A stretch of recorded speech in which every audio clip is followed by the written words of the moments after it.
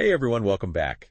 Get ready because today we're diving deep into some financial strategies to help you level up in 2025. Yeah, we've got this really interesting document here, kind of like a cheat sheet for the new year. Yeah, exactly. It's packed with ideas to help you boost your tax efficiency and really just make sure your finances are in tip-top shape.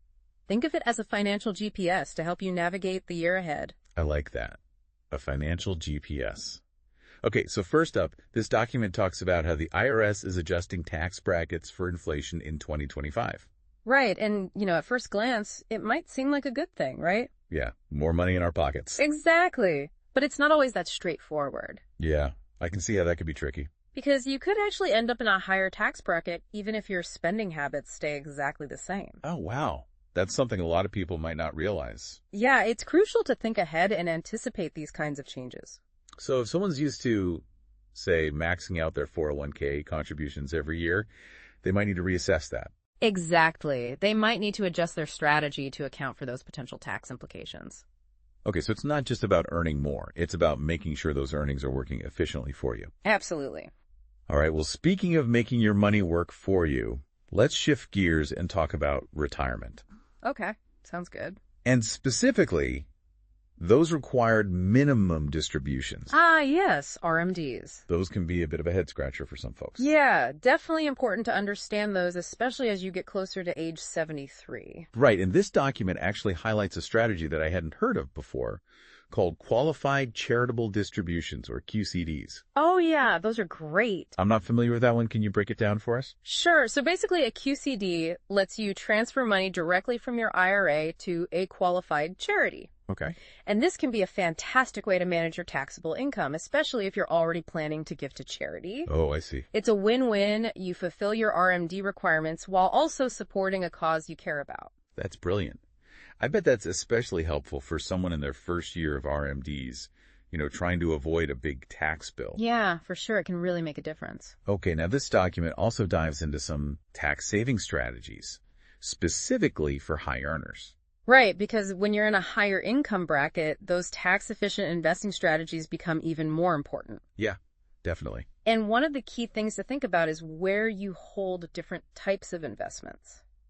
Okay, so what kind of accounts are we talking about? Well, for example, you might want to consider keeping those less tax-efficient investments. So things like actively managed funds. Exactly. Those kinds of things might be better off in a tax-deferred account, like your 401k. I see. To minimize that ongoing tax burden. Right. And then in your taxable accounts, you'd want to focus on more tax-efficient investments. Like index funds and ETFs. Precisely. So it's almost like you're playing a strategic game of chess with your investments. Yeah, you could say that.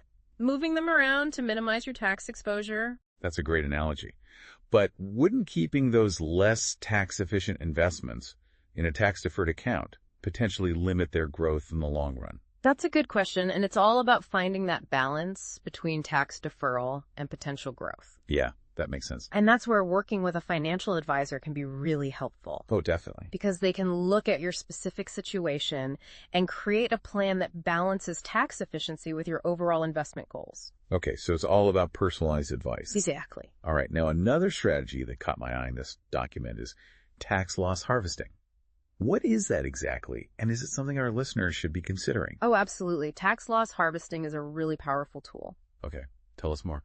Especially in volatile markets. It involves selling off investments that are currently at a loss. Okay. And the goal is to use those losses to offset any capital gains you might have made during the year. So, if I'm understanding this correctly, it's not about panicking and selling everything when the market dips. No, not at all. It's about being strategic and using those losses to your advantage come tax time. That's exactly it. It's a proactive approach to managing your portfolio. And optimizing your tax efficiency. Right. Okay, so we've talked about taxes and retirement savings, but this document also highlights another interesting area, life insurance. Yeah, a lot of people don't realize that life insurance can be more than just a safety net. Right. It's not just about that death benefit. Exactly. Many policies have a cash value component that grows over time. Okay. And you can actually borrow against or withdraw from that cash value without affecting your death benefit. So it's like having a secret savings account tucked away in your life insurance policy. Yeah, kind of like that. It gives you access to funds when you need them. Wow, that's pretty cool. It can be really helpful for things like paying for a child's education or even supplementing your retirement income. That's a great point.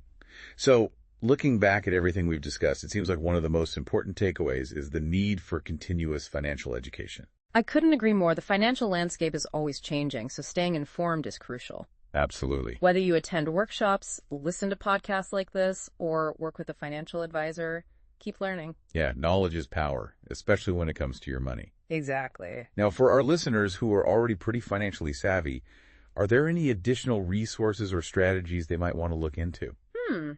Well, they might consider exploring some alternative investments like real estate syndications or private equity funds. Oh, interesting. Those can offer more diversification and potentially higher returns, but they also come with more risk. So definitely something to research carefully. Exactly. Okay, so as we head into 2025, it seems like the key takeaways here are understanding those tax changes, making the most of your retirement savings, and using those smart tax-saving strategies. And don't forget about the potential of life insurance as a financial tool. Right. It's more than just a safety net.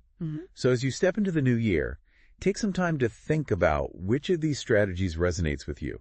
Yeah, even small steps can lead to big results down the line. Exactly. And remember to keep learning, keep exploring, and keep those financial goals in sight. And we'll be here to help you along the way. That's right.